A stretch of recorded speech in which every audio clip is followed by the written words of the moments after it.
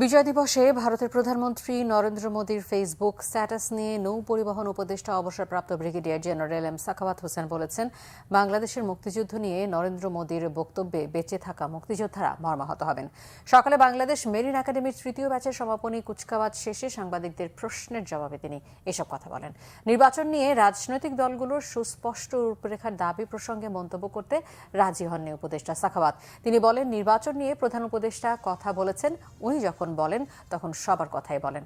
যেহেতু প্রধান উপদেষ্টা বলেছেন, নিশ্চয়ই নির্বাচন নিয়ে সুস্পষ্ট রোডম্যাপ হবে, সংস্কারগুলোও শেষ হবে। কিভাবে কখন নির্বাচন হবে এটা সময় মতো জানা যাবে বলেও জানান তিনি। 52 বছর হয়ে গেছে। এই 16 ডিসেম্বরের এবং এই 9 মাসের যুদ্ধ কিন্তু বাংলাদেশের যুদ্ধ। ভারতীয় প্রধানমন্ত্রী তার মতো করে বলেছে, যারা বেঁচে আছেন আমি মনে করি তারাও আহত হবেন কথায়, কারণ আমাদের যুদ্ধটি আমরা শুরু করেছিলাম, আমাদের যুদ্ধটি আমরা সমাপ্ত করেছি।